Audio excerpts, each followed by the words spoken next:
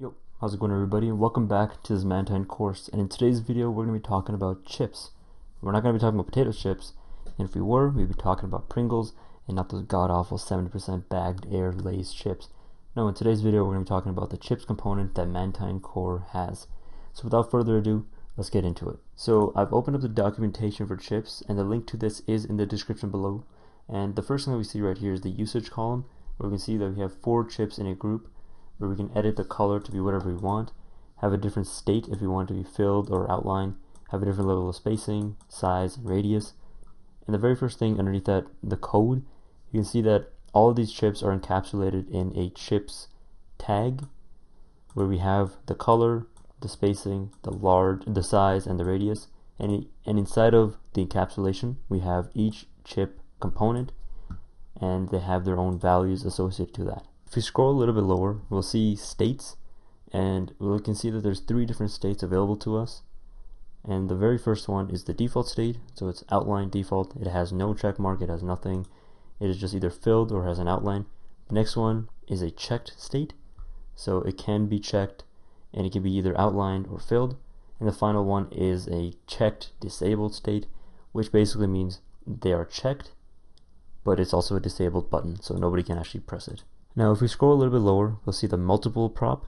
This prop allows us to be able to select multiple chips at once if we wanted, and the way to trigger this, all we have to do is just add multiple in our chip group component tag.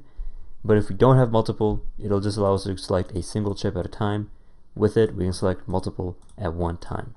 So if we scroll a little bit lower, we'll see the controlled section right here. This is actually what we're going to be using to work with and get our hands dirty with. So we are going to skip this part for now, and we'll get back to it later. After that, we'll see the chip component. We can use the chip component outside of the chips context, so this is just a regular single chip where we have a useState variable that we can either check to be true or false, depending on whether or not the user clicked it. After that, we can also apply our own styling if we wanted using the createStyles method.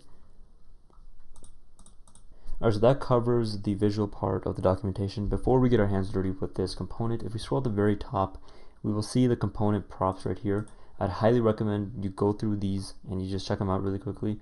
We have the name, the type, and the description of what each of these props does for us, but we will be covering some of them in today's video. So without further ado, let's get cracking with it. Alright, so I went ahead and opened up my VS Code for the project that we've been building throughout the series, and the first thing that we're going to be doing is we are going to be commenting out our table example that we made in last tutorial where we learned how to make an app shell. The link to that is going to be in the description below as well. So the first thing that we're going to have to do is we are going to create a component file within our source folder, inside of our components folder, and we'll call it chipsexample.tsx.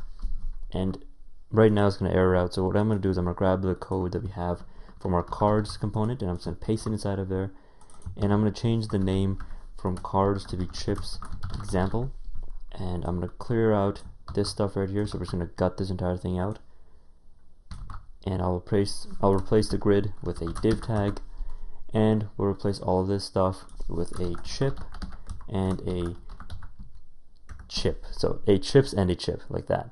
Perfect. And now let's go ahead and import it into our app shell. So instead of table example, I'll just do chips example with a self-closing brace. Whoops. And now we've imported our chips. Let's go ahead and actually add some chips to our chips example. Alright, so I'm in the documentation again, in the controlled section. I'm going to scroll a little bit down, and I'm going to go ahead and copy this chips example right here, and I'll paste it into my chips example div. And the next thing we need to add is our value and set value. So same thing here, we'll just copy this. We'll paste it at the very top right there. Let's import the useState, and just so we can actually tell when something is clicked, we'll just use a useEffect, and I'll do console.log value so we can actually see the values changing whenever there's a new chip triggered. Alright, so before we test it out, let me just explain to you guys what we did here. So we have this chips component right here that encapsulates all of these 4 chips, where we have a value and an onChange set value, and we're allowing the chips to be selected multiple times so the user can select multiple chips. And basically what happens is that whenever a chip is clicked, it'll change the value use state array right here to add whatever selected or deselected chip was selected or deselected. So if we go into our app and we test it out, we can see already that we have two results right here. We have React that's already selected, then we have Angular, which is NG in this case, Svelte right there, and Vue. If you click one of them, it gets removed, another one removed, until we have all of them removed. Alright, now let's add a little bit of styling to this, because this is looking a little bit basic for my taste. So like I said in the beginning of the tutorial, if you scroll at the very top, we have this usage section right here where we can actually test out live examples of chips that we want to customize. So I'm feeling a little ready, and I like my chips to be filled. If only it was filled with chocolate chips, but it is what it is. So I want a little bit of spacing, I want some size to them, and I want absolutely no radius. So if we want to apply this, we have the code right here. I'm going to go ahead and just copy this right here, and I'll paste it into my main chips area like so. And now if we go into our app, we should see all the selected ones are red, have no radius, they're humongous, and that they look beautiful. So we can deselect, select whatever we want. Awesome, so now we have enough knowledge at a high level to work with chips and how to use them, how to use a group of chips, how to be able to set different values for selected and deselected chips in an array.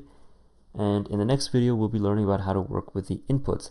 And in my opinion, the inputs and the chips are my most favorite thing about this entire components library. And if you did enjoy this video, be sure to like, comment, and subscribe, and I'll see y'all in the next one.